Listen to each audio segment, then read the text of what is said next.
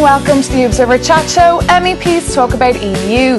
Joining me here today to discuss relations between the EU and Belarus is Jacek Protasevich, Polish MEP from the European People's Party and Chair of the European Parliament's Belarus delegation. Then we've Elizabeth Schroeder, member of the Green Group here in the European Parliament and also member and former Chair of the Parliament's delegation for Belarus. Also on my left here we have Nikolaj Nielsen, reporter from the EUobserver, who just spent some time in Belarus and has put together a special focus section on Europe's last dictator. So thank you very much for joining me here today. And thank you very much for watching. So without further ado, let's talk about EU. Now, according to experts on Belarus from the German Marshall Fund, Alexander Lukashenko is an increasingly dangerous man. The billionaire, who's ruled Belarus for 18 years, is known for outlawing NGOs, imprisoning, torturing or even executing dissidents and rigging elections. Now, the EU extended their sanctions on the regime at a Foreign Affairs meeting recently, but according to EUobserver's Nikolaj, these targeted sanctions are mostly symbolic and will not undermine the regime. According to his research, some Brussels-based lobbyists were even trying to soften these sanctions, as one particular Belarusian weapons tycoon was offering a prize of no less than $1 million to get him off the blacklist. So, Nikolaj, let's start with you. Foreign journalists are not welcome in Belarus. So what was your experience like there? What was it like for you to do your work there? Well, I think the risks that are involved in Belarus are mostly taken by those who host foreign journalists. So I was very grateful for people who helped me get the stories while I was there. But I don't think you should ever underestimate the incompetence of the KGB.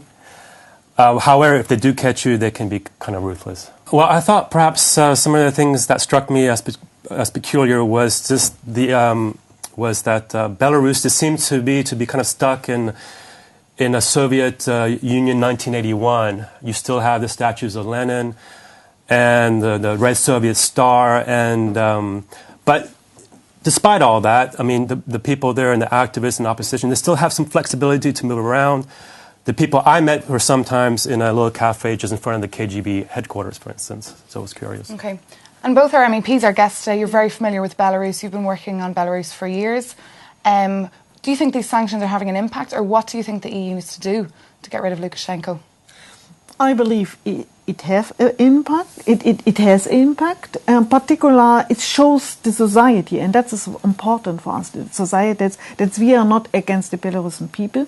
We are against the dictatorship in his helpmen and helpwomen. That is very important to have this division. We would invite the people to come to Europe, to understand Europe, because we believe that Belarus is a European country and would be a wonderful neighborhood country if they have a democratic development. And we would support this democratic development, and we do it on these several small cases where we can do it. But it is very important to say that sanctions should be not going to the citizens. It should be going to those who has the responsibility for this situation in Belarus. And Lukashenko said recently that relations with the EU were at their worst and that Poland wasn't helping the situation, that the Polish presence even worsened them. Do you agree with that statement? I don't, because the key to turn the relations, European-Belarusian relations, into a much better stage is in Lukashenko's hands. The only what we demand as the European community, not only Poland. However, that is true that Poland holds kind of a lead in the policy towards Belarus. But the only condition or the only expectation, is even better to say, is to release all political prisoners. There are more or less 20 people who have been imprisoned in Belarus for their public activity. Some of them are the former presidential candidates. So those who have been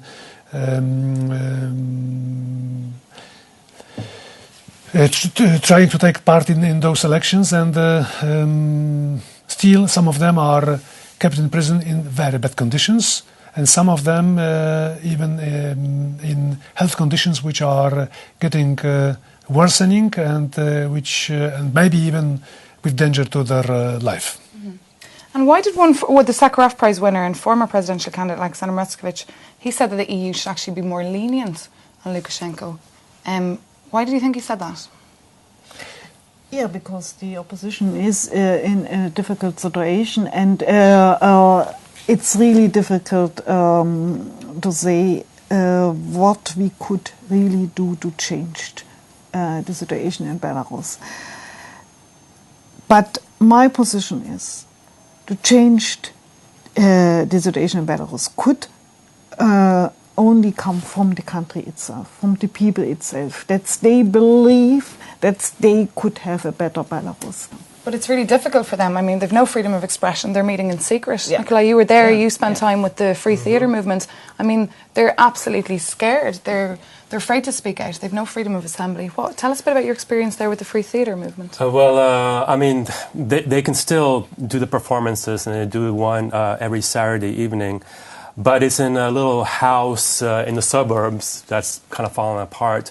A couple of their actors and actresses are now living in exile in London.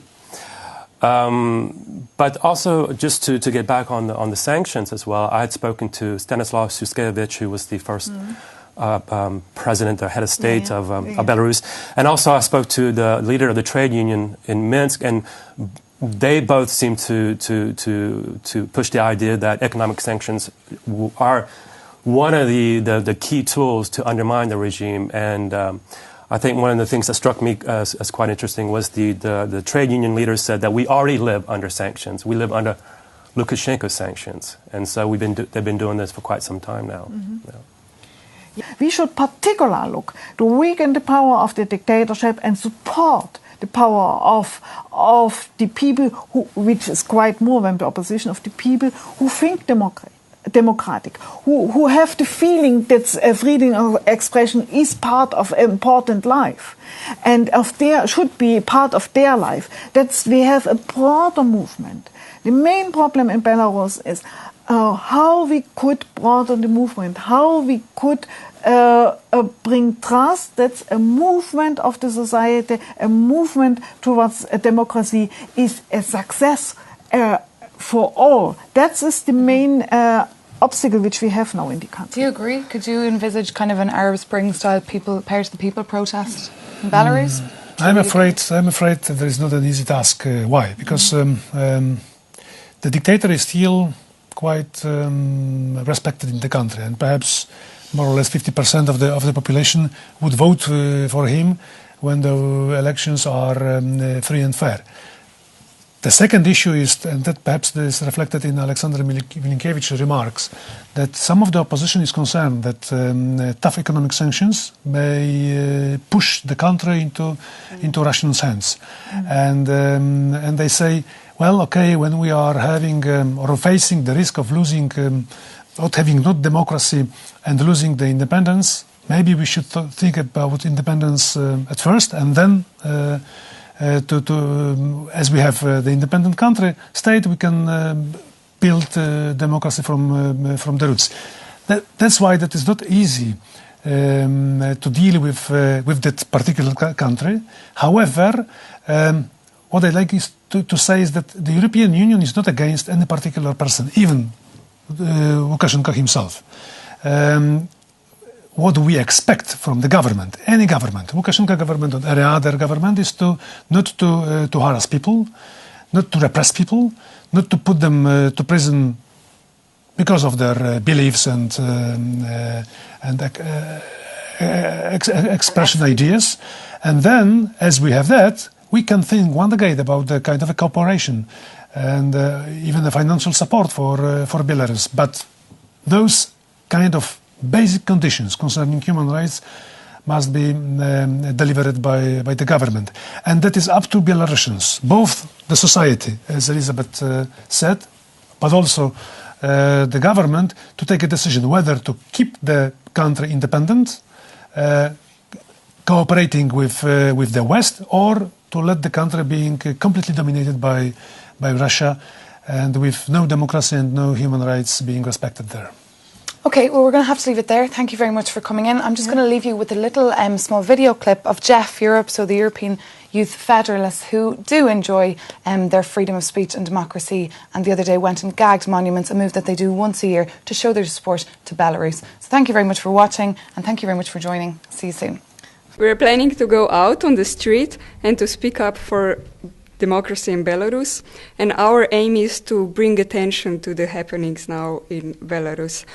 There is a long list of violations of human rights, and we just want to kind of bring attention of EU to this topic. We are trying to reach a European-wide awareness on this topic, that there is still on the European continent a dictatorship happening, that there's still a huge country with a huge population of people who don't have like basic human rights like freedom of association, freedom of speech, freedom of assembly. We hope that we can raise awareness by explaining people what are all those posters about.